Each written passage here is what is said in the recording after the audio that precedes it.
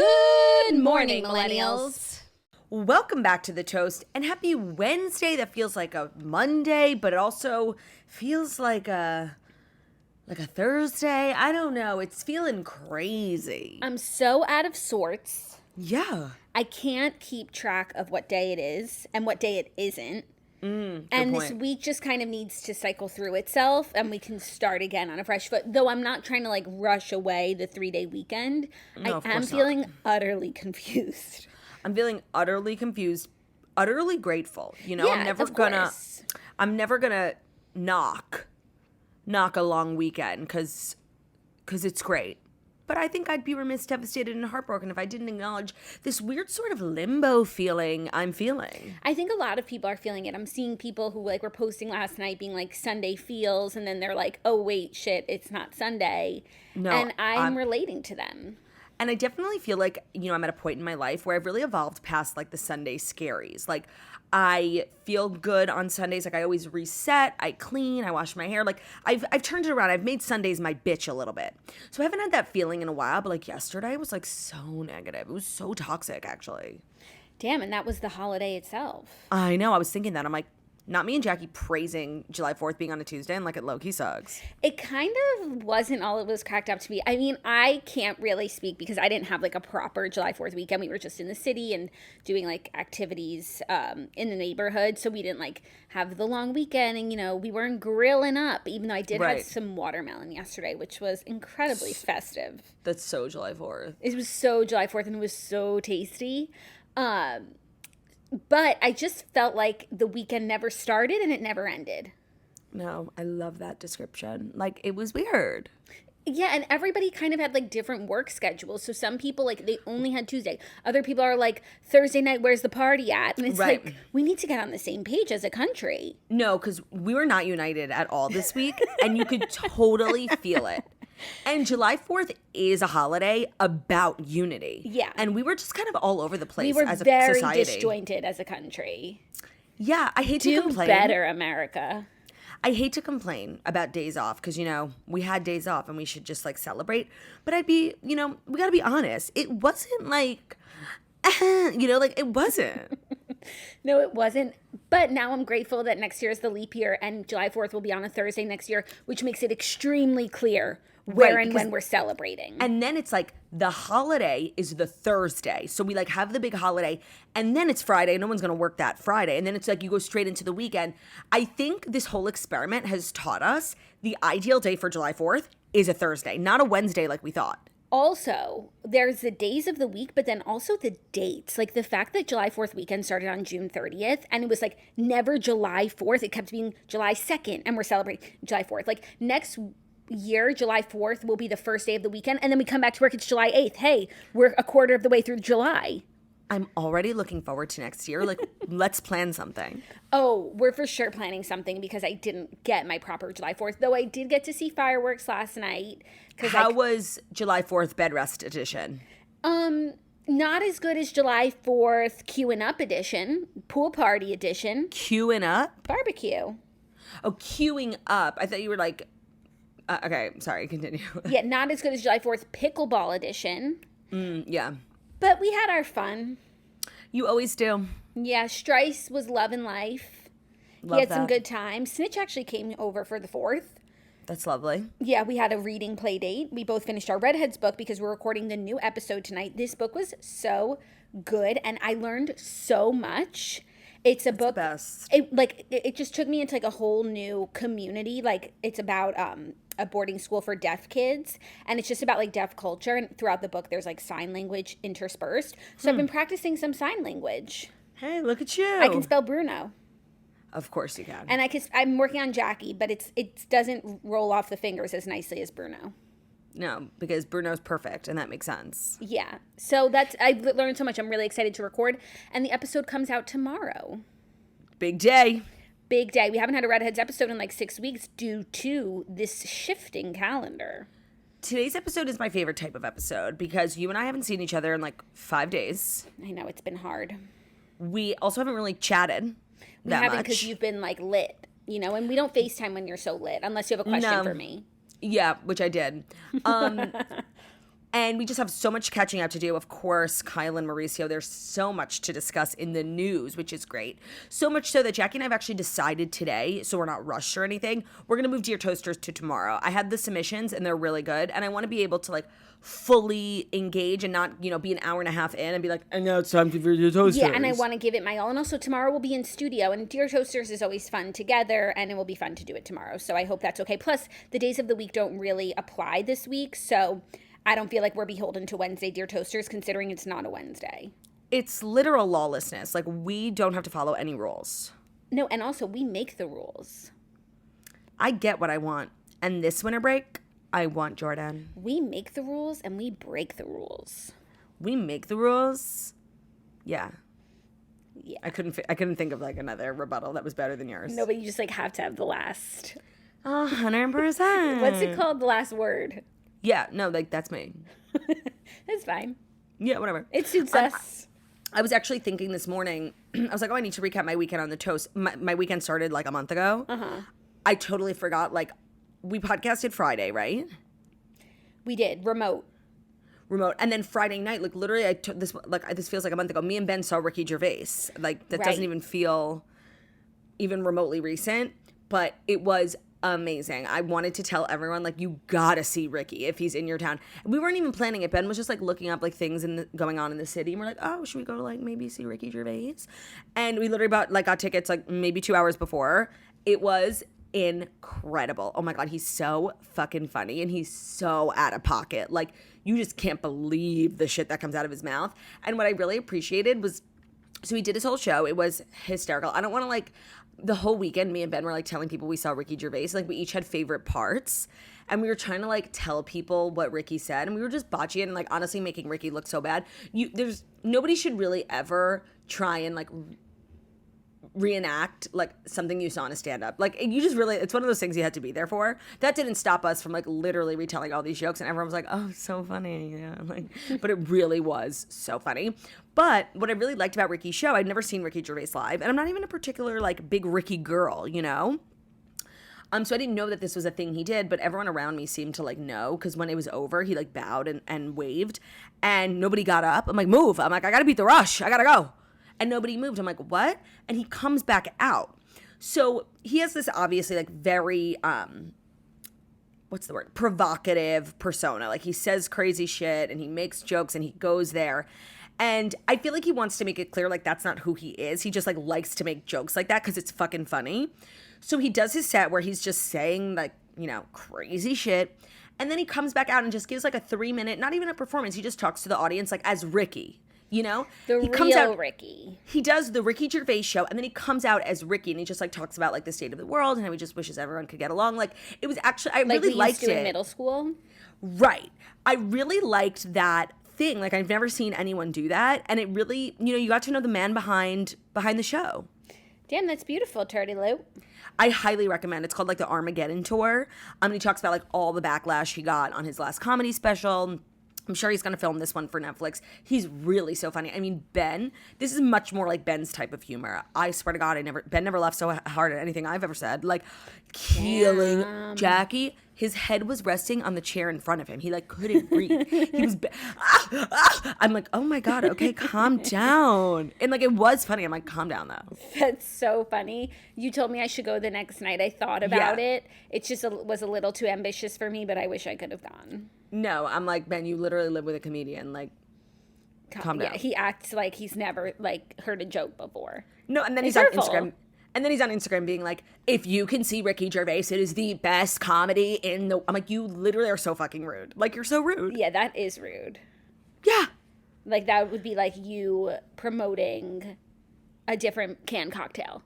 No, like just going out for drinks and being like, oh my God, this canned wine is the most delicious thing I've ever seen. Like, how have I never had this before? Everybody needs to get this. If you have a chance to drink this, you have to.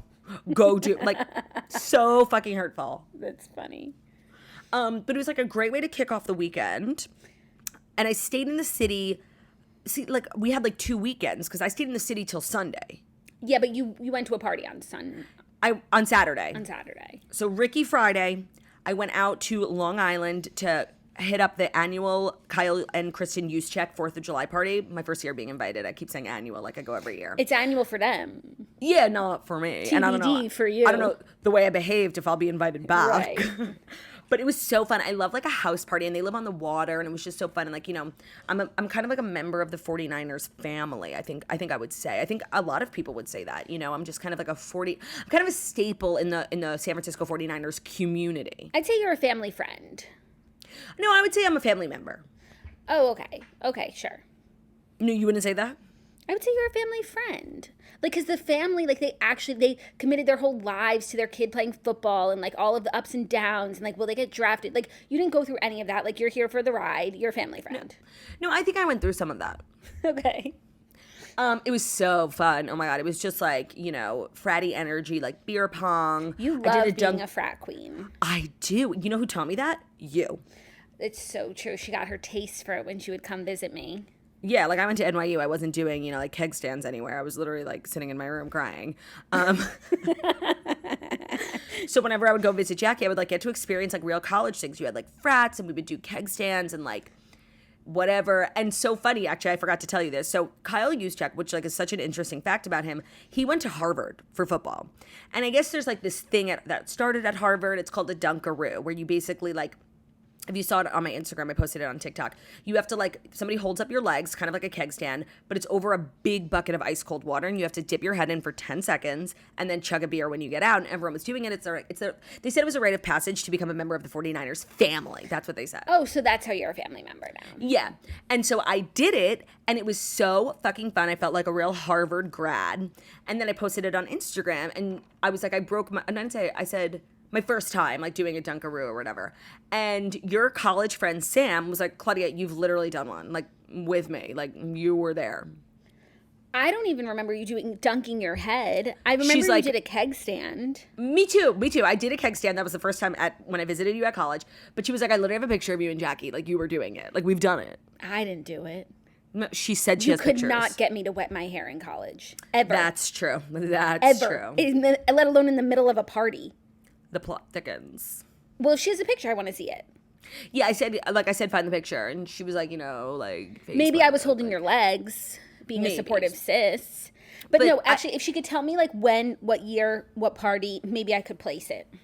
I don't know if she's telling the truth or not, or if she's, like, remembering correctly. She's pretty truthful and accurate as a historian.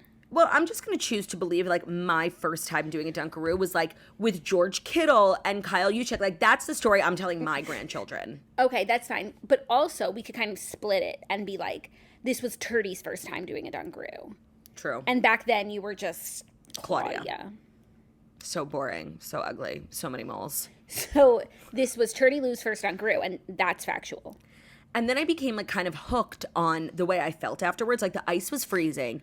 But, you know, it's like kind of the cold plunge theory. That's what I was going to say. It's like the Wim Hof thing. Jackie, you would have thought, like, I took ecstasy. I was like, it feels amazing. Like, I felt so, and it wasn't even, like, particularly hot. Like, I became obsessed with just the feeling of, like, dunking my face in, like, ice cold water. And I totally understand, like, the science. Like, people love cold plunging.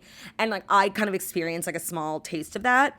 And I loved it. I was doing it all weekend. Like, we kept filling, it was really hot this weekend when I went to Brian's house. We kept filling up, like, these coolers with ice and water and just sticking our heads in it. And it felt so good. So are you going to go to Home Depot and get a cold plunge bath? No. I don't know. Maybe it's like added to the list of things Turdy said she would never do. And True. Now she is an advocate for. But you do remember when we cold plunged, right? Yes, we cold plunged in the ocean, the Atlantic, in literally the middle of October. And I remember being like, this is the best feeling. Like, when we got out, it was so crazy. It was such a rush, adrenaline. It was such a rush. Oh my God, afterwards, I felt like I could seriously, like, hike Kilimanjaro. I was like, this is everything. Yeah, that was fun. So I get it. I would recommend to a friend. Yeah, I would do it again. Maybe, like, one day I'll get into my cold plunge era. It's and not you that have a crazy. house. Yeah. I don't know yeah. anyone who lives in an apartment who has a cold plunge. Well, no, they would just, like, I guess, go to their local gym, and the gym has a cold plunge. Like, Equinox probably does. Oh, I don't know. Right? They would be missing out if they didn't. I'm not sure. I don't know. So I, like, lived my frat girl fantasy. I had the best time. The party had the best food. I, like, never ate so much in my whole life. It was just a fabulous day being a part of the 49ers family, you know? It looked fabulous. I'm really happy for you. We missed you desperately, I eagerly. missed you guys too, but it was fun following along. And then on Sunday, I just drove out to Brian's house where I stayed for a few days and had like it was giving Canyon Ranch energy, you know? I woke up, I played pickleball. I couldn't be more obsessed with pickleball if I tried. And I know it's like, oh, Claudia's like lazy mind, reading. I know. Okay, shut up. I just want you to know in my personal time, I already added it to the list. Yeah, okay, whatever. Claudia's like the last stubborn bitch on this planet. Like, I know, okay? It's not even, well, that's one thing, but the other thing is, like, I feel like you trust me, and I'm always trying to tell you, like, good things, and you just never take my word for it until you have to, like, go and find out for yourself. I just want to say that's not true, okay? As it pertains to pickleball, okay? Okay. Because we played pickleball. I've played once before. Yeah. When we all went away for the weekend and the place we were staying like had a pickleball court. Yeah. And we had the best time. It was like sisters split up. I forget whose team I was on, but like it was just like the four of us we were giggling, cackling, sweating. Like it was amazing. And I knew that I like liked it. But I where the fuck am I going to play pickleball? Like right. okay, privileged queen. Like you have a pickleball in your neighborhood. Like how nice for you. Some of us live in bunkers in New York. Okay, where the fuck am I going to play pickleball? Okay, just so you know, they opened like 1 million pickleball courts for the summer in Central Park. I don't know if you saw those pictures. Because now that I'm so obsessed and I've made pickleball my entire personality because I'm moderately good at it, I'm starting a league. I have to figure out who's invited to my league and where we're going to get drinks after, but I'm starting a league. That's a really great idea. Yeah, because like, obviously, I'm not, a super active person, which isn't, like, great for me. I know that. But it's very difficult for me to even become remotely motivated to get up. Exercise is the bane of my existence. And I had so much fun. It wasn't even exercise. But then I was like, and you know what I did? It was so hot. Oh, my God. And I'm wearing biker shorts and a T-shirt and a sports bra. And my T-shirt was just, like, clinging to my back sweat. So I took it off. And I was just, like, a girl in a sports bra, which is like not crazy. You were like everyone. Yeah, I was like those girls who like sit in the front row at Soul Cycle, you know? Yeah, who are just like aloe yoga, set active, kissy literally face. Kissy face, set active. I couldn't believe it. I was like, am I a model? Whenever you do something that's like everybody does, you kind of realize that's why everybody does it. Like it's nice not to have your T-shirt clinging to you. That was kind of the theme of the weekend. Things are popular for a reason, i.e. pickleball, i.e. sports bras. Like, that's like kind of something I've learned in like later in life. Like, things are popular and like well-liked for a reason. Yeah. Like Ray Dunn. Like the Stanley. Right.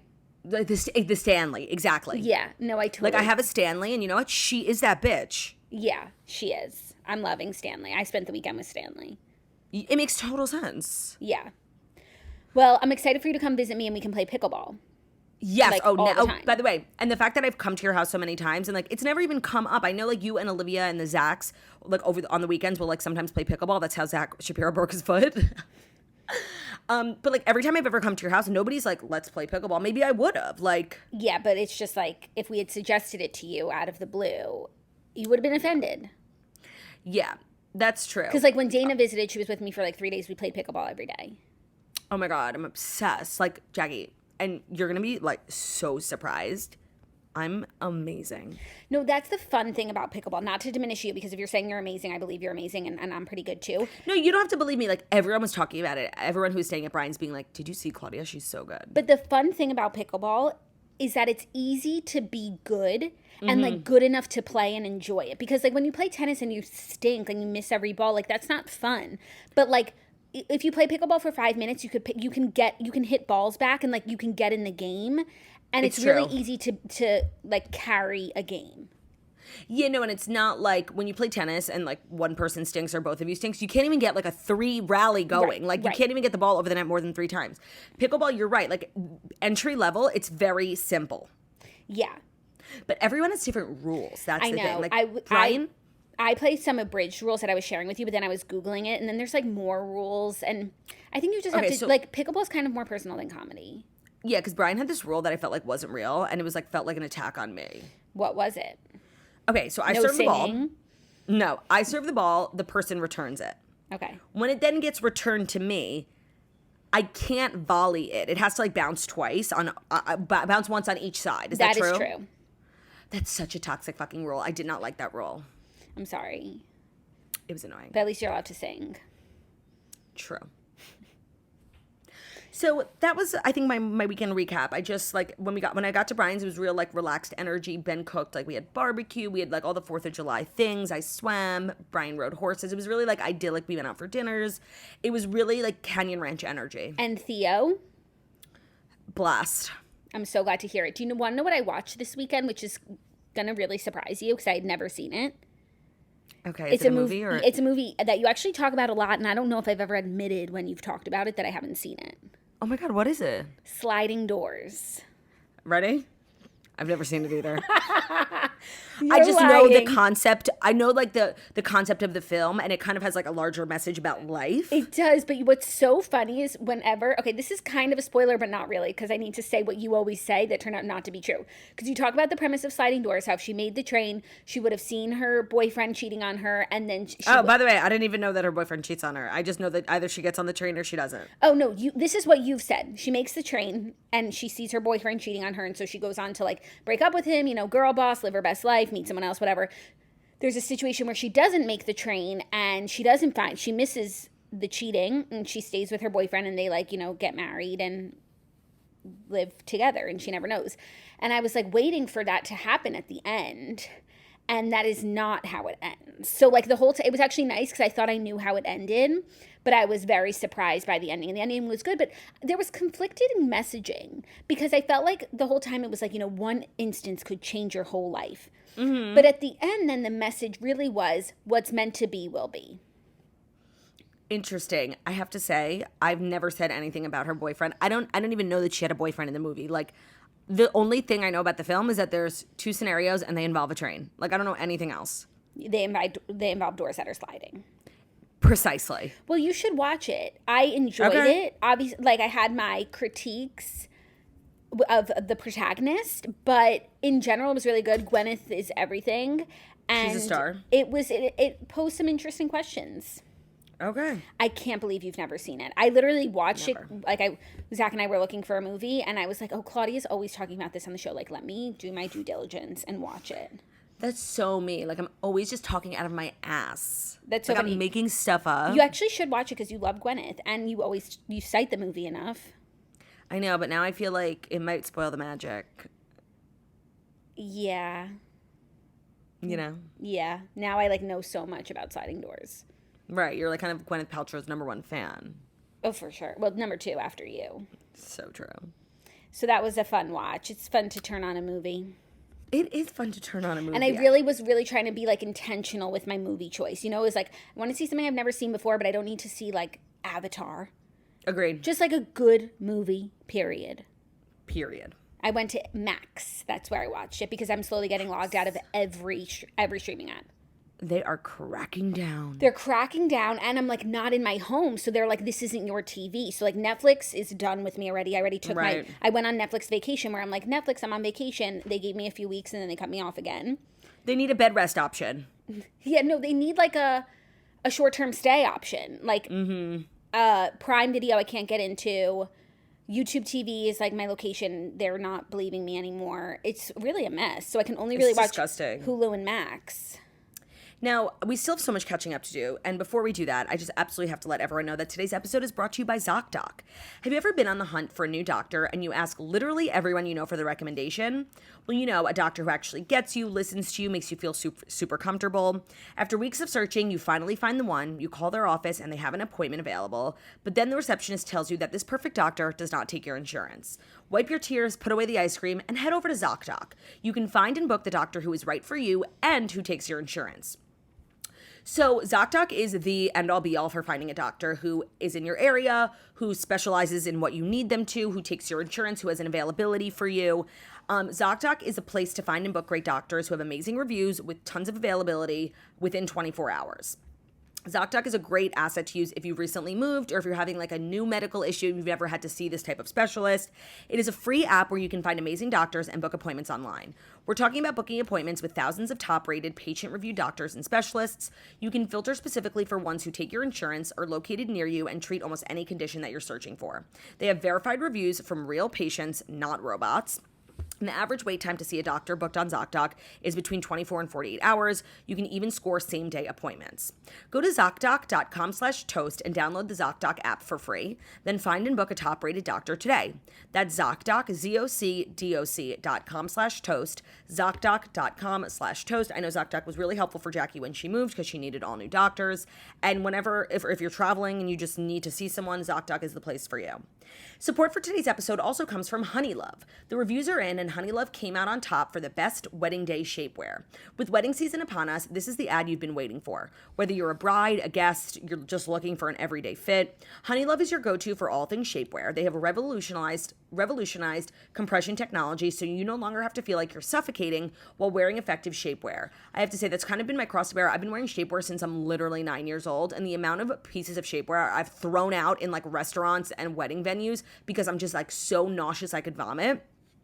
I have Honeylove. I have like 4 different items from Honeylove. I got them years ago. They age so well, and I'm so excited they're a sponsor now.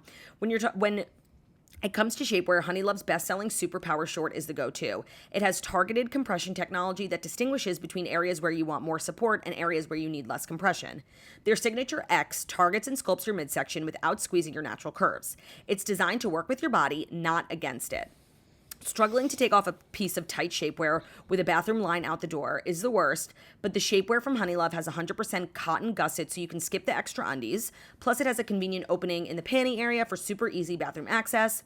It doesn't stop there. They have more than just sculptwear. They have incredibly comfortable bras, tanks, leggings that also offer everyday support. Honeylove is just as easy to put on as it is to take off because shapewear shouldn't be so hard. So treat yourself to the best shapewear on the market and save 20% off at honeylove.com/toast. Use our exclusive link to get that 20% off. That's honeylove.com/toast. Thanks, Claudia. What else did you watch this weekend? I caught up on Kardashians like I said I would. I was actually 2 episodes behind. And what else did I watch? What did I say I was going to catch up on? I did. Remember I said I'm going to watch Kardashians and one more thing. No, I don't remember this at all. There's not that much, topically on right now. I know. But what I did watch, to mixed feelings, was Shrinking. Oh, yeah, I told Jackie that she should watch it. What do you have to say? And I like the premise. I really like so many of the cast members. And then it becomes clear after a few episodes that it's becoming sitcom-y, where it's this is the cast of characters. It's not a drama. It's funny things, neighborly things that happen. And yes, everyone is interconnected. And I gave it a lot of episodes, maybe 7. Mm-hmm. Until I realized, if someone told me I could never watch a show again, I would be perfectly fine with that. There's something a little cringy about the writing. The only person who has great lines is Harrison Ford. Everyone else is just there's something weird about it. And everyone was so mean to that woman Liz, who literally took care of that girl queen. Who is was a queen. Wayward after her mom passed away, and her dad was doing cocaine with hookers, prostitutes. Yeah, and we're gonna be mad at Liz for overstepping. No. I was going to ask you, your favorite character, because mine is 100% Liz, and Liz's marriage is the funniest thing. The funniest thing, and it's a really good marriage, and her husband was 100% right about, he's retired now, he worked really hard get out. for 40 years, if you want your space, you leave the house. 100%. I love Liz. So, there was shticks that I really liked, but then there was, overall, Jason Segel just had some, really bad lines, and, as a character, he was just, bothering me, and I was you know what? This isn't sparking joy. You know what is not sparking joy for me? Recommending stuff to you. I like this stuff, and then you always have, a fucking negative take. No, but, you never say you have to watch a show. You would absolutely love it. And if you ever do say that, I feel I usually do like it. But you didn't say that. Maybe you said it about, the other 2. I did say it about the other 2, and you didn't even like the other 2. I didn't. You're just, you're in, your haterade era when it comes to TV. Yes, but I don't think... I think even if I watched the show a year ago or a year from now, I just still don't think it would be for me. I think, honestly, the bar keeps getting lower and lower. And, the other 2 is a really good premise. And they have funny moments. And same with Shrinking. But, it just, they don't land the plane all the time. I really, okay, say what you want about Shrinking. I know, I don't want to. Stop I don't with wanna, the other 2. I'm not going to say it because I know that you like it so much. But this is, And I'm going through something right now because it just got canceled. Right, so I'm not going to rag on it. And there was one other show that I started... that I was no thanks. What was it? I forget. It was a few weeks ago. Why don't you start? I guess Working Moms. I never finished. Okay, you're also wrong about that. I was it's just not good enough. Oh my God, the bar is so high. Maybe that bar isn't low. Maybe the bar is so fucking high for you. No, and that's why it's like the bar is high when I'm watching, like scripted, high production shows. But so it's either has to be like that, or I want low bar. Selling Sunset is fine, except I put the bar down too low, and I started something yesterday that I don't think I'll be finishing. Selling Beverly Hills? No, I'm not that desperate. The D'Amelio Show season 2.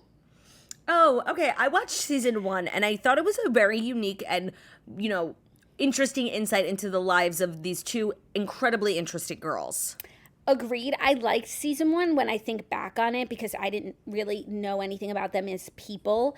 But there's just this slow pace to it. And also the producers make it worse by asking these like dumb questions in the interviews. Like, Dixie's in the studio. How does it feel to make you see her in the studio? And then they give like long answers. And it's just like, let the girls live and we'll watch it play out. There is an interesting thing happening with the two girls though, because they're like really close as sisters, but they're inevitably like in competition with each other, and it feels like everyone around them is constantly pitting them against each other. And like Dixie was the less famous sister, is the less famous sister, and like she chose to do music, which I think when she chose it, people were like, "Whoa, that's ambitious." And she kind of just like toiled away for a year, and now she has like a nice music career. She did Jingle Ball. Yep. And Charlie is like, she took a break from dancing. She took a break from everything because like she started to hate everything because everything became work. And let's we not forget, she's 16 years old. Like she doesn't need to be like working day in and day out. And then she's like, I'm kind of feeling like I want to do music. And remember, we reported a few months ago that she was coming out with a song. So at first, and how does Dixie feel about it? So honestly, sounds like the show's amazing. Right. On the show, Charlie's not telling Dixie. She's doing studio sessions and she's putting them in her calendar as acting sessions just to see if she likes it enough to even tell Charlie. But it's like, one, that's what makes it shady, because really I think Dixie would support whatever Charlie wants to do. And two, like if they had played their cards better, they could have been a duo act called the D'Amelio Sisters, where they both dance and sing, and Charlie's like the better dancer on stage, but Dixie's the better singer. No, that's very interesting. So now they're going to try and carve out like two solo music careers for two girls who are essentially the same? No, that's very interesting. Very interesting. And also the show is just fucked because like the first episode is about Dixie playing Jingle Ball, and she's so nervous because she's never really played a show before.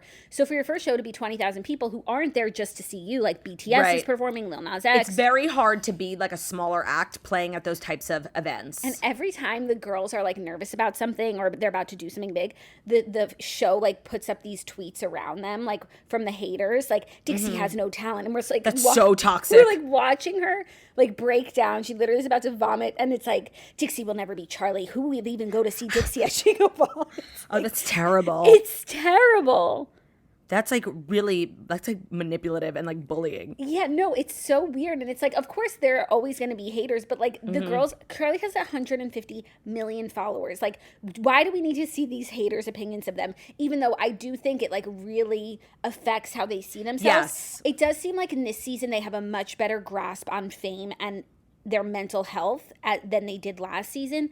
But still, like, they're just so young. It's hard to watch. Damn. Sounds good. Yeah. It's an interesting premise, but that's what I mean when I say, like, the producers are kind of getting in the way of the show. Like, just let the show play out instead of, like, they're in an interview, like, asking these deep questions. It's like, Charlie doesn't have an answer for that. Just let the girl live. Right. Like, let her go play with her friends. Maybe I will finish watching it. It sounds like you're loving it. I only watched, like, 1.5 episodes, and Dixie and Noah are, like... They're not broken up, but they're not in a great place. But in real life, they are. So this is obviously old. Oh, shit. Well, in the show, it's like they're both so busy that they, like, don't have that much time for each other. And then, like, making time for each other becomes work a little bit. Yeah. Which I actually they broke up a while ago. So they're obviously, this is the road to the breakup. Oh, they're such a cute couple. I know. And I remember on season 1, like, really liking him as a character. He gives, like, Scott Disick energy. No, I like him so much as a young man. Me too. I think he's a real stand-up guy. He seems like a really nice guy and a good role model. And he had like a very good head on his shoulders. Yeah. I like him. And he was kind of like a steadying force for Dixie. Right. Has Dixie been with anyone else since? Not that I know of. I think maybe privately, but not publicly. Oh, and then Shirley is with... Landon Barker. Okay. I forgot about Shirley, that. Shirley like runs with the Kardashian crew now.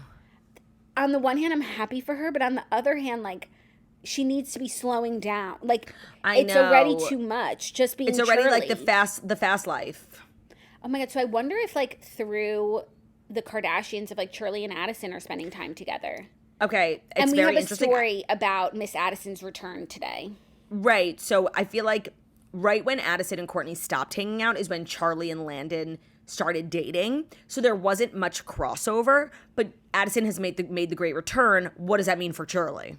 Yeah, but also Addison's like returning and like the mom friend, and Shirley's like the kid's girlfriend. That's true. It's like Shirley's almost like her stepmother-in-law's friend. Yeah, like the two girls, like both being around them really highlights how weird the Kourtney-Addison relationship is. Because like Addison's friend is friends with her kid. Yeah, but there's always been like a small age difference between Charlie and Addison yep. that seems so big. Yeah, that's true. So that's what I've been up to watching. Very exciting stuff. Different weekends, but both exciting nonetheless. Totally, and now we're reunited. And Turdy's birthday's coming up. I know, it's on Monday. What are we gonna do? Well, we're trying to plan something, but everyone in the family hates me and like doesn't care about my birthday, so we nix that. Do you want to do like a daytime thing or a nighttime thing? I know I say this every year. I'm sure if I like literally listen to this episode today from last year, I'll say the same thing. Like, I don't want to be bothered with it. And then the day before, I'm going to be like mad that nobody did anything for me. Like, I'm so toxic. Do you want me to like plan a little something, but it would just probably be like a family thing, not like with friends and stuff. And sometimes you like want to be with friends and like go crazy. Yeah. I don't know. Ben like keeps asking me about it. And I'm literally like, shut up. Like, what is it about birthdays? And also, like, I really don't want to even talk about how old I'm turning because, like, I will jump off my roof. I did not realize how old you were turning. Don't even start. You're such a bitch. Like, seriously. I didn't, or it hadn't, like, sunk in until I was, like, doing some math recently. No, I know. And it was surprising. But the good news is, like, you'll always feel young when you're hanging out with me. Like, I guess. And when you hang out with my friends, like, you're so young. You're so little. You're a baby, and you know what? Turdy. Age, like, is not something I'm afraid of. Like, I'm not afraid of turning 29 because I'm almost 30. Like, I don't fucking care. I'm just, like, in a place right now where, like, I don't have kids yet. And, like, the older I get, it's, like, the less time I have biologically. Like, I just know that that's a fact. But I'm also, like, not ready. And I just think, like, oh, 29, you know, they say after 35. Like, I'm running out of time. I really need to be 25. Like, I just desperately need to be 25. I understand. Like, being a woman sucks. I understand. But I also know what's ahead for you, so I don't really feel sorry for you. Like, I don't even, like, I'm literally, it's that line from, I think, Little Women. I'm 27 years old. I have no money, no prospects. Like, have you ever even seen Little Women, or is this Little Women TikTok edition? It's a sound that went viral on TikTok. And I know that feeling, like, just feeling, like, under, what's the word I'm looking for? Like, not, like, ill-prepared. Like, I just don't feel 29. You know, I don't have, like, the life of a 29-year-old, you know? I'm so 22. No. And you don't have no prospects. It's just this one thing. I know, and it's, like, it keeps me up at night. But, like, you have a wonderful career. You have a wonderful husband. You have a wonderful Theo. Wonderful family. No, it's true. It's true. And, like, I shouldn't be ungrateful, but I just, like, this is what I think about. I'm at a crossroads in my life, like, for real. Movie. I need Kim Cattrall to show up and kick me out of her house. Like, that is what you need. 100%. Like a stern fist. Not enough people talk about how Kim Cattrall is the mom in Britney Spears' Crossroads. And that's a perfect casting. They couldn't look more alike. Right. Or Ice Princess. I think that oh my God. Thank you so much. Thank you so much. I started watching Netflix's new show called Gorgeous because I wanted to support Kim Cattrall, okay? Okay. Kim Cattrall had a new show. Here's the concept. And you know, the concept actually sounded up my alley. So it's about this, like, cute little kid. Well, he's not a little kid. He's, like, this maybe 18 or 19-year-old guy. He, like, loves makeup. He, like, sells makeup at the makeup counter. And he, like, wants to be an influencer. He's, like, always running home. And his mom's like, girl, get a job. And he's always, like, making videos and stuff, like, in his room. And he's at the makeup counter one day. It all happens in the first episode. And Kim Cattrall is kind of like Anastasia Beverly Hills. She's like this former model, and she has like the biggest makeup company in the world. And she comes in to like check on her displays, and he ends up like doing her glam. And Kim Cattrall loves him and hires him. And like it's the start. It's kind of like Ugly Betty. Like he's, you know, not experienced, but Kim Cattrall sees something in him, and he goes to work at like her mega makeup empire. Okay, Sounds great. Jackie, I was shocked. I could not believe that Netflix had the absolute audacity to put this show on. It was horrible. Like, I was in fucking shock. First of all, and like, I know it's probably like a really big deal for the actor, the main guy. Like, seriously, like, acting is not for him. It was so bad. Ben comes in, he watches for 10 seconds. He's like, this can't be real. The whole episode is like an SNL skit.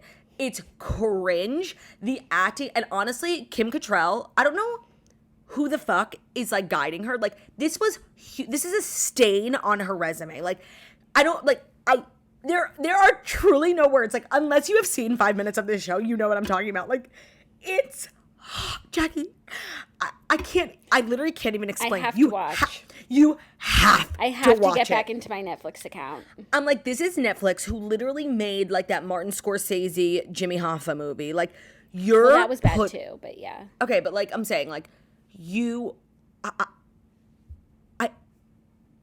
I can't even properly explain this show. You have to see it to understand it. I'm watching it. I feel like I'm literally in an alternate universe. I'm like, what the actual fuck is going on? Like, the writing is horrible. The acting is horrible. It's literally, and honestly, it just made me then like question and think about like Kim Cattrall's recent moves. You know, she like kind of can't catch a break. She had that show where she played the mega church leader, and like that show was actually pretty Filthy good. But, like, Rich, it got obsessed. Filthy Rich, but it got canceled. It's like she really can't catch a break, and so I think she's just getting desperate. And this is like a project that had like Netflix attached to it, so like sure, but like this, and I'm a Kim Cattrall, like I will till the day I die like stan Kim Cattrall. It really made me question things. I have to watch it. Sounds amazing. Sounds like my kind of show. No, it's not called Gorgeous. Sorry, it's called Glamorous. Okay. It's not called Gorgeous? No, it's called Glamorous. Glamorous with Shirley. Oh my God. I'm so glad I remembered to talk about that. I was in tears. I felt like seriously someone was playing a prank on me. I'm like, there's no way Netflix, the biggest streaming service in the entire world, was okay to put this out. It is moronic. Great. Well, I think on that note, we can get into the stories. We gotta now. go. We gotta go because there's actually, the stories are storying in a big way. You want to do the next thing? Sure. I thought you were going to cut me off, but without further ado, Never. Here are the fast 5 stories that you need to know. And the fast 5 stories that you need to know are brought to you by Thuma. Thuma, Thuma, Thuma. Let me be your Thuma. Thuma, Thuma, Thuma. Let me be your Thuma. Your bedroom deserves a refresh, and now is the perfect time to elevate the most important room in your home with Thuma. So Thuma has some new stuff coming out, and it's kind of shaking up the industry. The Dresser by Thuma. It is handcrafted from eco-friendly, high-quality upcycled wood. The Dresser has a modern, minimalist design that elevates any space. So you know we love Thuma. We love their beds. Jackie has one in her house. It's gorgeous. It's great, but mostly we love it because it is so easy to assemble. And now they have the Dresser that is also put together using the timeless technique of Japanese joinery. The drawers are spacious and innovative. They come ready to nest, making assembly simple and quick with no tools required. If you have ever set up a thing that has a drawer with the little wheels and the little thing, like, you know, it is truly, it'll drive you mad. The Dresser from Thuma doesn't have any of that. It fits in every space. You can simply add or remove drawers if you need to make changes. The Dresser's generous subset tray top keeps valuables safely in place, while the soft closed drawers provide quiet functionality to the bedroom suite. It's made for how you live, so the Dresser by Thuma is backed with a lifetime warranty, and it ships right to your door. Thuma works with One Tree Planted to plant one tree for every dresser, bed, headboard, and nightstand that they sell. The Dresser and all of Thuma's bedroom essentials are Green Guard Gold certified, meaning They've met some of the world's most intense chemical emission standards. The lower the chemical emission, the cleaner the indoor air. So create that feeling of checking into your favorite boutique hotel suite, but from home with the Dresser by Thuma. And now go to thuma.co/toast to receive free shipping in the continental US. That's thuma.co/toast, THUMA.co/toast for free shipping. Thank you, Claudia. I'm assuming I know our first story. Yeah, our first story, Adele. No, I'm kidding. I'm kidding. Excuse me. Our first story, Kyle Richards and Mauricio Umansky are shutting down wrongdoing speculation amid split. So this weekend, it came out that Kyle and Mauricio are separating. They then put out a shocking statement that said, in regards to the news that came out about us today, any claims regarding us divorcing are untrue. However, yes, we have had a rough year, the most challenging one of our marriage, but we both love and respect each other tremendously. There has been no wrongdoing on anyone's part. Although we are in the public eye, we ask to be able to work through our issues privately. While it may be entertaining to speculate, please do not create false stories to fit a further salacious narrative. Thank you for the love and support. So this was really interesting. I got a People notification, and I had been seeing like TikToks and stuff. People like, they hadn't seen them together. They were like comparing Instagram captions. Kyle's been like running around with this country music star. So everyone's like, what is the tea? What's going on?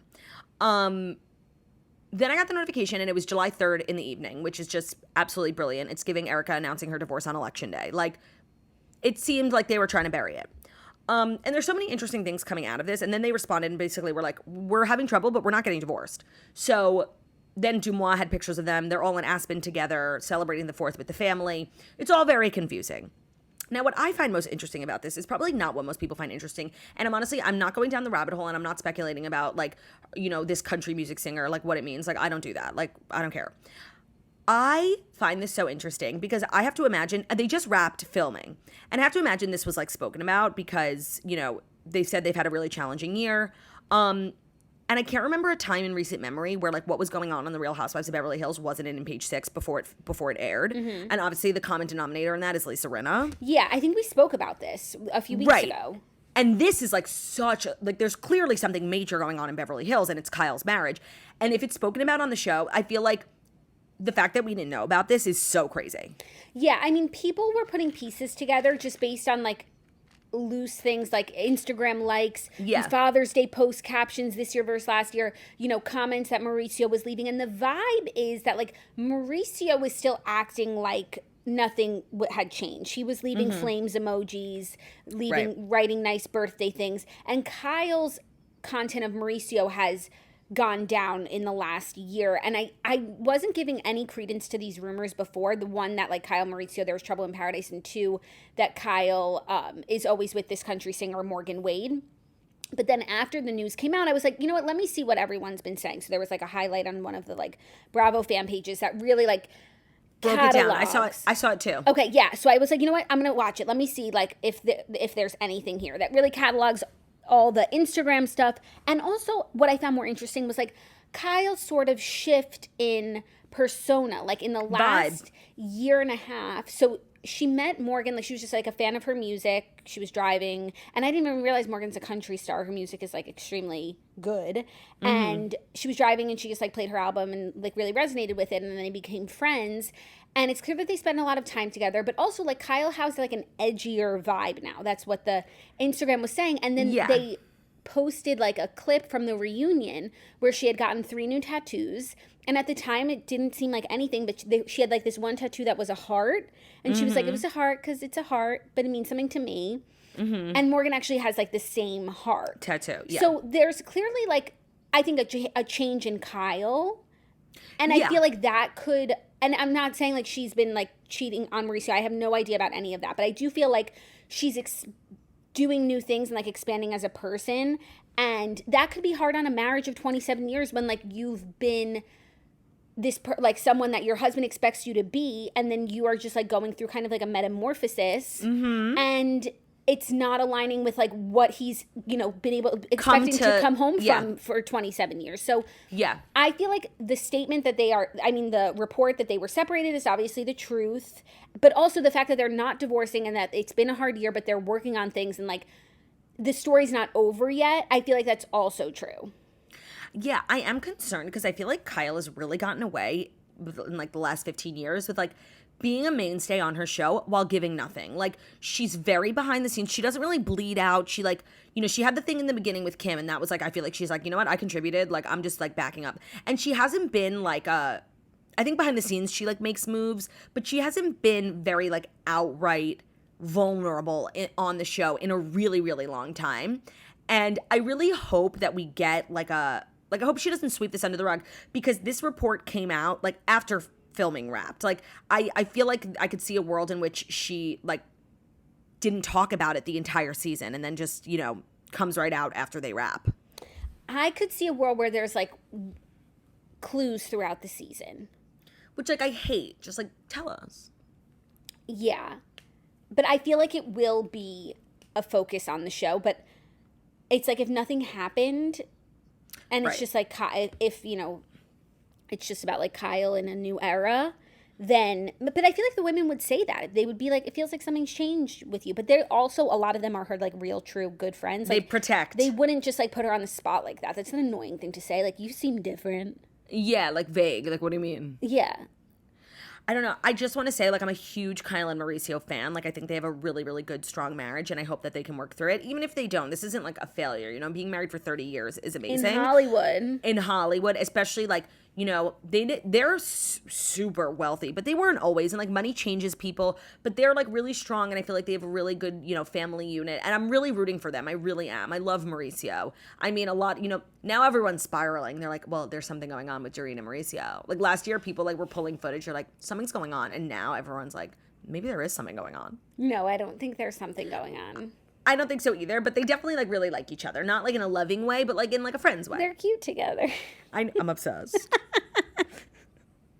No, but I don't think that has anything, like, that's, and also it really seems like Mauricio, based on the social media behavior, like, Mauricio hasn't changed how he's acting. Like, I don't think Mauricio did something wrong or it was Mauricio's choice. Like, I really feel like this is a Kyle initiative. And maybe that's just because of, like, what has been presented to us. And, like, we don't know what goes on with Mauricio and what he does, you know, after hours. But that's just, like, what I'm feeling. And I think when everybody saw this statement that they posted, the first thing that came to their mind was Alison Dubois. Oh my God, the way that bothers me so much. Does it bother you?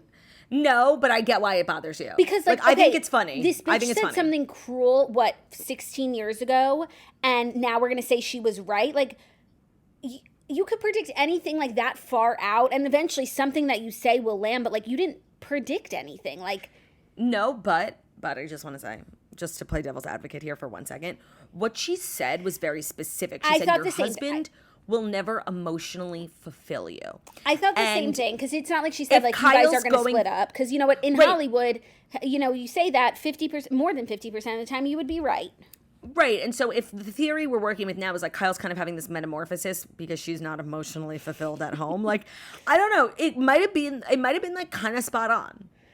No, I, like, literally, I hate that woman. Like, I will not give her any credit. Well, she has spoken. She posted on Twitter. She's like, I wish Kyle no ill will, because everyone was like, what is Alison Dubois saying right now? Yeah. And she's still, you know, she's standing firm on what she said. She's doubling down. Well, now would be the time. Right. There's nothing like being proved right 10 years later. More than 10 years later. I really, my main not takeaway, but my main message here is, like, I'm really rooting for these two, like, truly and honestly. Yeah. I love them. Me too. And I feel like most, like, couples who separate in their marriage, you know, regular people, you never hear about it. You don't know, like, because they're not famous, you don't hear. So it's just, like, the fact that they have to go through it, like, and we're all, like, kind of, like, waiting, like, and what shall be, you know, while Kyle might need to, like, sort some things out within herself. This is really good promo, though, for this upcoming season. I think people were questioning, you know, what is the show going to be like without Rinna? Because, you know, she's kind of a necessary evil in a sense. But this is definitely, you know, making me excited. Yeah. Well, I'm always if it gets covered. Beverly Hills, because it's just fun to watch in general. Yeah. Even when it's bad, it's just like rich ladies being rich, and, like, they're really rich. Yeah. So it will be good regardless. I really am hoping that there's a happy ending to this story. Me too. I would also just absolutely love some clarity. Yeah. I think we'll get clarity. Like, I do. Through the season and stuff. Like, I think we'll see whatever's happening. Like, it will be written on the walls. Well, I'm truly rooting for them. Seriously. Yeah. Agreed. Great. Are you ready for our next story? Yeah. 4th of July bash was popping this year. Oh, yeah. Michael Rubin's 4th of July party. All the stars were out. But one crew that, I guess, pregame together that really was really fun to watch was Kim Kardashian, Kendall Jenner, Lori Harvey, Hailey Bieber, Lala Anthony, and Justine Skye. All were like TikToking together before the party. He has this annual white party. And they weren't even like the biggest names in the room, which is crazy. No, the party was like, it's every year it's like, oh my God, what's going on? And it really, this year, he really manages to outdo himself. People are like, who is Michael Rubin? He started that sports company, Fanatics. He's just like a really, really wealthy, well-connected guy. People in sports, Hollywood, everyone just loves him. And he throws this party at his like beautiful house in the Hamptons every year. And every year it gets bigger and better in terms of who shows up, who performs. Everyone always wears white. And it's really just fabulous and exciting to see the content. It's not one of those parties where like you can't take pictures. They've got like videographers, they got drones, everybody's making TikToks. It's so fun and it's so cool. And I'm obsessed with Lori Harvey and this crew. Like I remember like hearing and seeing that Lori Harvey has like recently become friends with like, you know, this young Hollywood Hailey Kendall crew. So she's coming in on like the Hailey Kendall side. Yeah, she has been spotted out and hung out a bunch of times with Hailey and Kendall and like that crew. Love. And I think, you know, Kim was hanging out with, like, her younger sister and her friends, which is, like, giving, you know, snitch energy. But also with Lala, so she wasn't, like, right, totally... She brought a +1. Yeah. I was obsessed. I think another thing everyone's talking about from this party is, like, 2 other people were literally wearing the same thing that Kim was wearing, which is so not Kim. So not Kim. Like, I feel like that's her worst nightmare. Like, I actually she's like the pinnacle. I don't even think it's her worst nightmare because I don't even think she thought it was something that could ever happen to her. Possibility. Because, like, she doesn't get things off the rack. Like, things are made for her. Like, But was she shopping at Forever 21? Nordstrom's? I'm shocked. And one of the people wearing something similar to her is Kanye's, like, girly, whatever her name is. Ex-girly, Bianca. No. That Channy? Yeah, Chancy. Which is just even, you know, even that's lower. So bad. Like, if I were Kim, I would, like, make those girls have to leave the party. I was keeping up with everything, but I have to say some of the best footage, like following Liz Woods, she got married.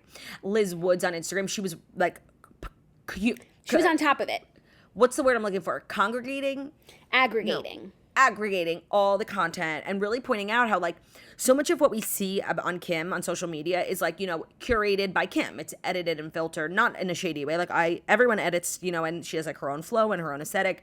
But there were so many photographers, videographers just taking pictures of Kim, like from the side, from the left, from the front, from the right.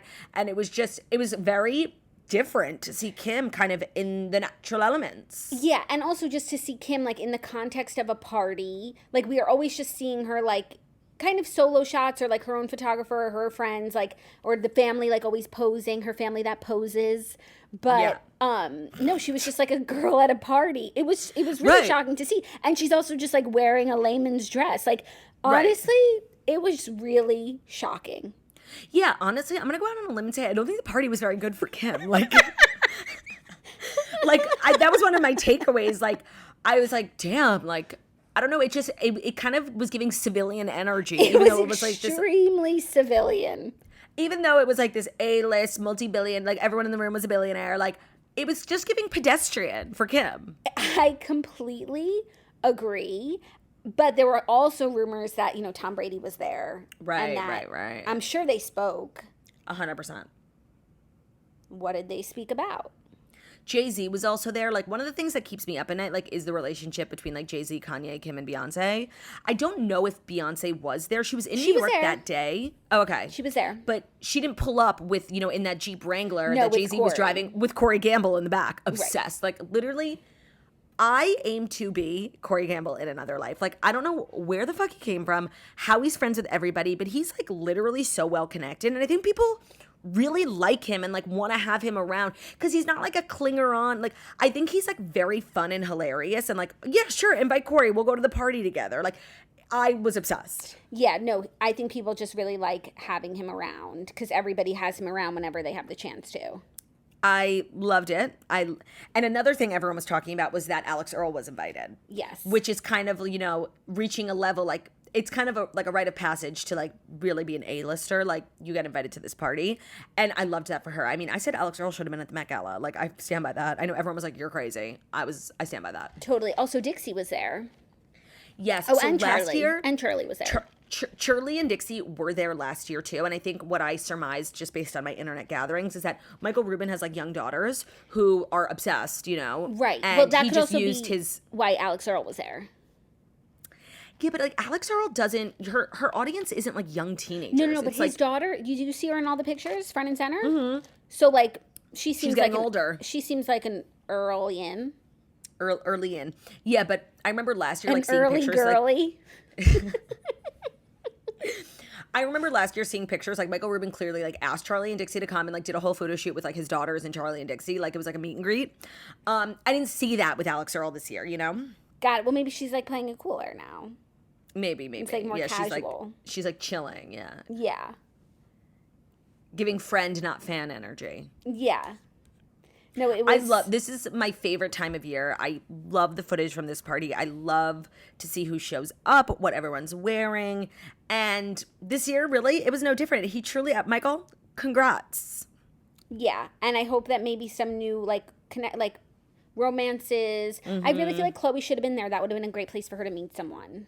100%, because not only is it celeb filled, but it's also just like businessman beau filled. It's filled with like rich Hampton socialites, businessmen, of course celebrities, but also rich civilians, which is what Chloe needs. Which is what Kim is. Which is what Kim is. Yeah, no, seriously, like, yeah. Okay, but looking at it from the other side, I also feel like it might be nice for Kim to just have had like a normie night out. For sure. No, like, everything is always just so extravagant. And everything's like about her, and I feel like every time she has a party, it's like she's throwing it, she's doing everything. Like, she just got to show up to a party in a dress that she bought at the mall, drink some shots, you know, listen to awesome music, have awesome shooters, and have a and just soaking up she was just soaking up everyone's awesomeness. Right. Like, I feel like she maybe actually had a good time. Yeah. I guess we don't know her, like, on a personal level, so we don't know if that's something she would be into or not into, you know? Yeah, because she's not someone who complains about the fact that, like, she doesn't get attention. No, like, I get no privacy and I can't just be normal ever. Right. She's so maybe it was a nice switch up, change of pace. Yeah, and Justin Bieber was there. I feel like he's never really out anymore. He looked well. Yeah, he did. I saw those pictures. I loved every minute. I love this party. I love this journey for everyone. Agreed. Beautiful. It was a fun stalk from bed rest. It really was. Like, thank you, Michael, for doing that. Yeah. Are you ready for our next story, which is some more Kardashian news, actually? Yeah, what's going on with Pregnant Kourtney Kardashian is showing off her baby bump in a pink bikini, which is so cute, alongside Addison Rae. So the girlies are back together. Kourtney reunited with her pal Addison for a poolside hang on Monday, with the two of them twinning in bubblegum pink bikinis. Kourtney was showing off her baby bump and her friend being back in her life, and it was just glorious for both of those reasons. Like, one, I miss Kourtney and Addison. I personally stand the friendship. And two, pregnant Court. Yeah, I just want to say, like, when I first saw this photo pop on my feed, it took me like 45 seconds to put together what was going on. I kind of forgot Kourtney was pregnant. And then I'm like, wait, Addison, like, it was a lot of moving pieces until it all clicked in my brain.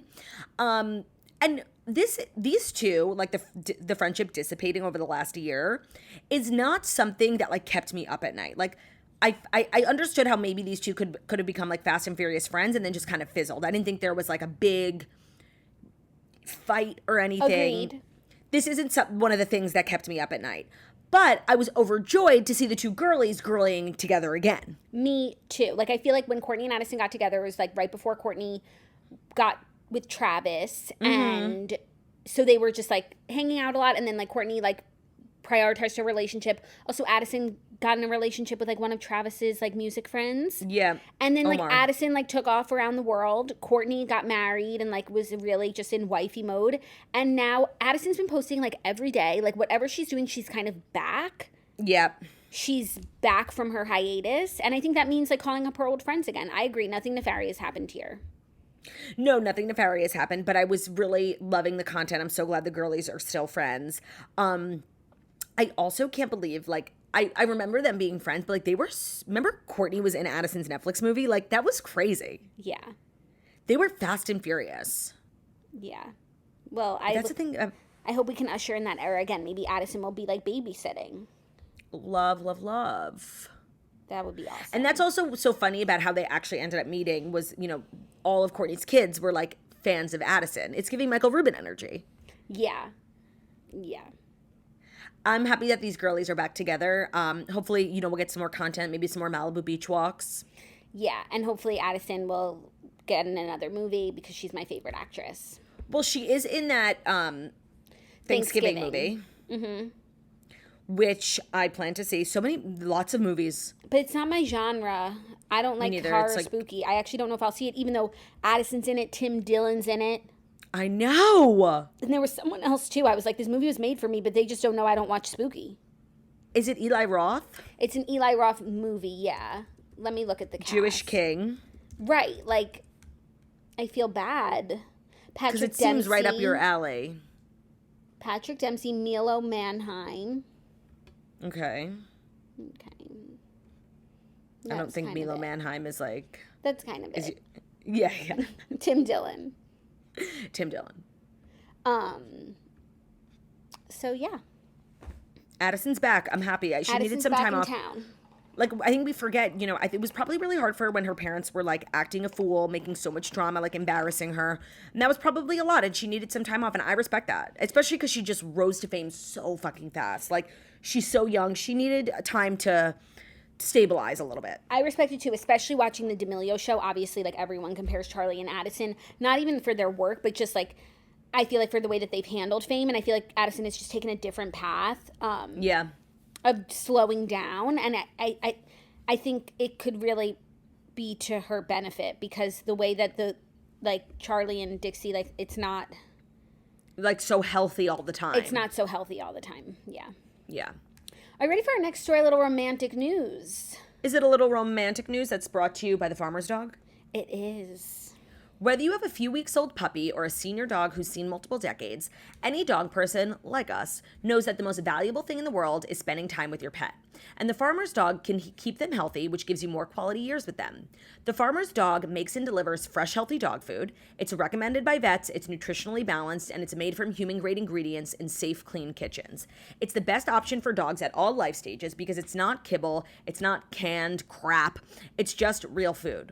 Traditional dry and wet dog food options are extremely processed, they can use much lower quality ingredients than they claim to, and they are extremely difficult to portion accurately. And the farmer's dog isn't just higher quality food. They also send the food pre-portioned specifically for your dog. It's based on their unique nutritional needs, and it makes it easy to help maintain your dog's ideal weight, which is one of the biggest indicators of a full, healthy life. So we all know we want to take the best care of our Strice brethren. And feeding your dog like actual healthy, fresh food has so many benefits. Theo's been on the farmer's dog for a while. His breath is better. His weight is more stabilized. His fur coat is even shinier than you thought it could ever possibly be. There's just so many different health benefits, from healthier coats to skin, better digestion, smaller, better poops. So a healthy diet isn't just important for humans. If you want to get 50% off your first box of the farmer's dog, go to thefarmersdog.com/toast. That's 50% off your first box at thefarmersdog.com/toast. Today's episode is also brought to you by Coterie, for the other baby in your life. How many times do you get up in the middle of the night to change a baby's diaper? If you have a little one, it's probably been a while since you went a full night without interruptions. Well, Coterie diapers are designed for better sleep, and they've given us at least 1 to 3 extra hours of sleep per night. Because parenting is stressful enough, and you're supposed to somehow do it all effortlessly. It's the small hacks that are the biggest game changers, and for Jax, I know it's definitely a better diaper. And that's why she uses Coterie. Coterie is the highest quality diaper that is extremely soft and super absorbent, so it gets us both through the night. Coterie diapers are designed to minimize leaks, blowouts, and diaper rash, so you and your baby can enjoy more comfortable, dry, interrupted sleep. They have up to 70% more liquid capacity, and they absorb up to 4 times faster by moving liquids away from the skin within 15 seconds, keeping your baby drier than the leading diaper brands. I know you got a big old box of Coterie in your hallway. I saw it. Tell me about your experience. Coterie is an amazing diaper brand. Honestly, I saw so many ads for it, like just like great videos from moms, testimonials from moms themselves before I finally got on the Coterie train, because once you're trying to get your kid to sleep through the night, it's like you need a diaper that's going to help you facilitate that. No blowouts, Right. no leaks, no anything. And like Coterie, it's like they say, they are the Rolls Royce of diapers. So I sleep so good when Harry's sleeping in his Coterie, because I'm like, it's not going to be the pee that wakes him up. You know, it could be something else, baby tings, but not the diaper issue. So I love Coterie, and it's made with great ingredients to put on your kid's tush. I love it. Highly recommend. It's time you use a better diaper, and right now Coterie is partnering with our podcast to offer you 20% off your first order plus free shipping at Coterie.com, promo code TOAST. That's Coterie spelled COTERIE.com, promo code TOAST for 20% off your first order and free shipping. Coterie.com, promo code TOAST. Great. Our next story is some romantic news. Logan Paul and Nina Agdal are engaged after he popped the question with the wrong size ring just after their 1-year anniversary. So Logan Paul proposed to his model girlfriend, Nina Agdal, on Sunday night in Lake Como, Italy. A fellow hotel guest who witnessed the proposal told the Daily Mail that they shared an emotional embrace just moments after she said yes. I really like these two together. I actually weirdly really like Logan Paul. I know people are like, he's whatever. I like him. I think he's really smart. And do you like I'm him so just happy. as much as you like Jake Paul? Or do you have No. different feelings about each of them? I have different feelings about each of them. Oh. I don't. Jake Paul is a nut I can't crack. Like, why did the FBI fucking raid his house? Like, we never found out. Yeah, but That keeps me up at night. yeah, I would like to know, but like maybe they were just like raiding. You Sure. know? Especially if nothing Yeah. came of it, like what the fuck? Yeah, by the way, I don't dislike Jake Paul either. I just happen to like, I follow Logan Paul on like most social platforms. I find him really interesting and really smart, especially like his energy drink and then his WWE career. I feel like he's really done very well for himself, and he doesn't get like a lot of credit because I think people are just like referring to him as like a YouTuber and like his past scandals or whatever. But he's incredibly smart. He really kind of invented that like influencer boxing culture, and I just think he's like a good businessman, and I enjoy following him and I enjoy his content, and he makes a lot of content with Nina, and I think they're really cute. I think they're so cute. It's a I good don't match. really They know, look alike too. I don't know a lot of the difference between Logan and Jake Paul. They're just the Paul brethren to me. Okay. That's why it's like I like them both. Yeah. But I think this is such a cute couple, so well matched, and they clearly are like serious. They dated for a year. They're getting engaged. Hopefully they look get alike. married. And That's they're how you both- know like a couple is destined to be together, like when they start looking alike. And they're good looking. Yeah, tall and blonde. Yeah. I'm here for it. Like, I think it's a good match. I think when they first started dating, people were like, this is random. How do they know each other?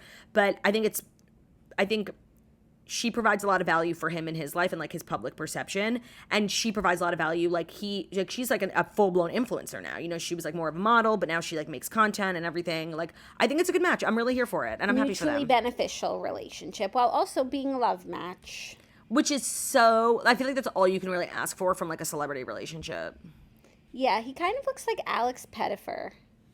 Sort of. I totally see that. Yeah, I'm just looking at all these pictures of them right now. Yeah, that's actually a very good call. Yeah. And Alex Pettyfer is so random. Like, literally, how is he famous? What has he, like, done? no, and I feel like he has like a terrible reputation, and it's like he's not famous enough for how bad his reputation is. No, he's, like, I know his name. Like, he has name recognizability. Like, what the fuck has he been in, ever? And like no, I've seen him in so many of my crappy movies that I love. Right. But like he was in that movie with Vanessa Hudgens, like Beauty and the Beast remake. Oh, Beastly. God. Do you remember that? No. Oh my God, he like turns into a beast. It's actually Mary-Kate Olsen who plays like the little wench who turns him into a beast. It's kind of a classic. I don't know if I'd call it a classic. Endless Love, Snitch's favorite movie. Endless Love, yeah. Wild Child, which is actually my favorite movie and not a piece of crap and so good. And if you haven't seen it, you have to see it. Emma Roberts at her best. Yeah. Magic Mike, I guess he's in. I think he's like okay. a big Part part of that. And he's in Magic Mike XXL. I also think he, like, went through, like, a few years where he was dating really high-profile women, and, like, that's why we know him. Who was he dating? I think he dated Nicola Peltz. Ooh. Yeah, I'm like fairly certain. Let me just double check. Alex Pettyfer, Nicola Peltz. He was in The Butler. Oh. But he was Thomas Westphal. The Butler has such an interesting cast because it was like all these famous people playing historical figures. Mm-hmm. And it's always fun. Like Robin Williams played Dwight Eisenhower. Did you know that? No, I didn't know that. And I don't know if Alex Pettyfer and Nicola Peltz dated. I might have made that up. Oh, it's okay. It sounds right. Yeah, he dated, I don't know. He's just like, I mean, I literally Google Alex Pettyfer girlfriend and he has like a new girlfriend, like another beautiful woman. I can't even keep track. But like a random person. Yeah. But like lots of beautiful women. He's handsome. Yeah. Never forget that James Marsden played JFK. And Minka Kelly played Jackie O. Well, James Marsden also played the great Corny Collins, so that's not shocking. Also historically correct. James Marsden, like, he's a very, like, underrated slay. Like, he just kills. No way. Like, he's an amazing actor. I do think that, like, recently him being on jury duty is, like, one of the greatest things that ever happened to him because he's, like, he's not, like, somebody who's always, like, being spoken about in the zeitgeist. Like, he's just, like, a really kind of consistent, good, famous actor. But he's at, like, you know, he's a name on everybody's lips these days because of jury duty. And I'm happy for him. But, like, as someone who's loved him even, like, through the dark eras, like, you know, when the calls weren't coming in for James Marsden. So true. Like, I have to share him with the world now. No, by the way, I understand that feeling. Like, it's, like, I put in all the work. I've been here during the dark times, and, like, now everyone's on board. But, like, what about me? What about my feelings? Where were you, like, after Enchanted? Right. You know? Just hurts. But, like, if you ever question James Marsden's talent, which I don't know if somebody would, but if they were, all they have to do is watch Hairspray. No, and nobody questions his talent. Like, they couldn't. Yeah. They couldn't question because you know what? Things are popular for a reason. Exactly.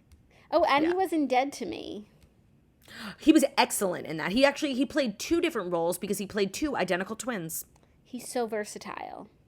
What can't he do? Oh, my God, and he was in the best movie ever, Sugar and Spice. That's definitely where my love starts from. Oh, my God. Well, I think everybody's love for James Marsden really starts at 27 Dresses. Yeah, honestly, not for me. Me neither. I don't like even particularly love that movie. Wait, who was he in Sugar and Spice? Boyfriend. The best fucking movie. The girls, they were pregnant together. I think his name was Jack. And he was like the supportive boyfriend who was excited to be a dad. Jack Bartlett. And he didn't know what she was doing. Sugar and Spice is the most, I feel like people don't even know what we're talking about. I know, but like. Because it was like a movie about cheerleaders that came out around the same time as Bring It On. And like obviously everyone was watching Bring It On. But honorable mention to Sugar and Spice. They're like cheerleaders who rob banks. You guys have to watch it if you never have. And they're robbing a bank because one of them is pregnant and she doesn't know what she's going to do, so she needs money. Honestly, it's like the story of a woman in crisis. Yeah, and her friends rallying around her, women supporting women. Yeah, it's a beautiful movie. Yeah. That's where the love starts for me. So true. Are you ready for our 5th and final story? An hour and 20 minutes later, I am. Adele calls out people throwing shit on stage at artists. She said, I fucking dare you. During a recent Weekends with Adele show, the pop singer cheekily called out the disturbing trend of people throwing objects at artists on stage. She said, have you noticed how people are like forgetting fucking show etiquette at the moment? People just throwing shit on stage. Have you seen them? I fucking dare you. Dare you to throw something at me and I'll fucking kill you, she joked. No, that's literally how I felt when I saw those videos. Yeah. Like the rage that I felt. And I'm not even an artist. I was just like if I was Bebe Rexha, like I would have lost my mind. Yeah. And I'm glad that Adele's putting it out there. Like, I'll fucking kill you. Yeah, I will say I have been to Adele's show, and because Adele is like a certain type of artist, and the show is in like this really sort of like regal Caesar's Palace, like it's partially, you know, you're sitting for some of the show. It's not the exact type of show where I feel like somebody would throw something, if maybe just like a flower on stage. So I don't think this is like going to be an issue for Adele, but she's like a major figure in the music industry, and I'm glad she's speaking on it. Yeah, and she has like more of a mature audience. Like if you now like putting together some of the singers who were attacked, it's like Bebe Rexha, Ava Max, Kelsey Ballerini, Pink, and it's like it's just like a rowdier, younger audience. Whereas, so I feel like, but still, it could have. I mean, it happened at Dave Chappelle's show. Yeah, that's true. With also, I think a common theme for the people: Pink, Bebe Rexha, Kelsey Ballerini, they were all performing outdoors. And I think people just like get fucking crazy outdoors. Oh, that's an interesting theory. Maybe it's like the fresh air getting to their head or something. Maybe. I don't know. Well, Pink's was also like a festival all day. People are like drinking all day. No, this is just something that needs to be nipped in the bud. And like, so I guess Ava Max was slapped by a concert goer who ran on stage during her show. And she tweeted, "He slapped me so hard that he scratched the inside of my eye. He's never coming to a show again." Like, I'm sorry, that's just not a harsh enough punishment. Wait, he's ever going to a show again? He should never be able to leave his house again. I want an eye for an eye. Agreed. Come here, let me slap you. Scratched Come here, kid. eye for a scratched eye. Love that. Also, Kelsey Ballerini was struck. Yeah, Kelsey Ballerini was struck, and she had posted, I feel like hers was a little different because I don't think somebody was like trying to hurt her. They were throwing a friendship bracelet, which is something, you know, they do at Taylor Swift shows, and now like a bunch of other artists are doing it too. I think the person like didn't mean to hit her in the face. Like BB Rexha's was mean-spirited. Ava Max's was mean-spirited. It was attack. Like Kelsey, I mean, it's unequivocally wrong. Like, stop fucking throwing things. But I don't think the person was like an evil person who did it. Like, I think it was like a genuine mistake. But the lesson is stop throwing shit, and there won't be any mistakes. Said, like, it's a fear of her, so she also was just like mentally shook, thrown off by it. It wasn't even so much like the physical pain. It was just like the being shaken up. But I don't know. Like, you're not Babe Ruth. Like, you have a terrible arm. Don't fucking throw shit, especially if you can't aim. 100%. But like, this is a really bad trend, and I feel like it's not going away. And like, what they're gonna put up glass barricades? You want that? Oh my God, literally, you want that? Watch like celebrities performing in cages. Mm-hmm. It just must be so scary. Like now that it's happening to so many different people, before any artist goes on stage, it's like something they have to think about. Yeah, and they're not gonna like engage with the crowd as much. You know, you're gonna want to like stand back from the stage. So you can see it coming. It's just ruining the fun for everyone. Yeah. But I just feel like we need harsher punishments for the people who are doing this, because maybe it would stop. Yeah, harsher punishments for parole violators, for sure. You literally sound like Sandra Bullock in Miss Congeniality. Jackie, I thought the same fucking thing. No, because like if you just get like tweeted about, it's not a big deal. Like, but you need harsher punishments so that like people don't feel like they want to do this because the consequences are bad. Like, public shame. We need photos of them being posted everywhere. That really happened with BB Rexha because hers was like really the worst. But some people want that guy's photo Claudia, and some name. people want that notoriety. Oh shit! You know, like the true mentally ill. Right? Like fame is fame. Everyone's gonna know my name. You're so right. So I don't think that's enough. Jail. I just feel like I get to throw a phone at you then. Yeah, like come backstage and you want to throw something at me? I get to throw it right back at you. Actually, I get to choose someone who's going to throw it. I'm not going to throw it. Tom I'm not strong Brady. enough. Tom Brady. Yeah, Gronk. But then they'll do it so that they can meet Tom Brady. Oh, fuck. Fuck. Oh my God, it's a vicious cycle. Yeah, I'm telling you. It really needs to be thought through. Yeah. Damn. Yeah. Well, it has to stop, and I'm glad, you know, major players like Adele are everybody needs to get a fucking talking to. Yeah. Wow. I feel like amazing that we that we talked about everything, you know? It's all out there. We mentioned it all. We've mentioned it all. And we had a lot of good laughs along the way. We really did. What was your favorite laugh of the show? Good question. Mine was Kim as a civilian. Yeah. Maybe that'll be our title. Maybe, but people are going to want like Kyle and Mo. Maybe we do like a title. This is what we do on days where we have so much news. Like Kyle and Mo, Kim parties like a civilian, and something else. And more. And oh my God, that's enticing. They will click on that. Teasing. Yeah, we're such teasers. All right, well, tomorrow's episode is Jackson Claude back in studio in NYC, video and audio. Hope you enjoyed today's episode, and thank you so much for listening to the Toast Millennium Morning Show, where we deliver the fast 5 stories that you need to know every Monday through Friday on YouTube. So if you're watching this on YouTube, please feel free to subscribe and give this video a thumbs up. We're also available as a podcast anywhere podcasts can be found. So Spotify, iTunes, Stitcher, Public Radio, iHeartRadio, Castbox, all the places where this is a podcast. Find us a toast. Leave a 5-star review about how beautiful, stunning, and wickedly talented we are. Hope you guys have an amazing day. Happy hump day, and we'll see you tomorrow. Love ya. Bye.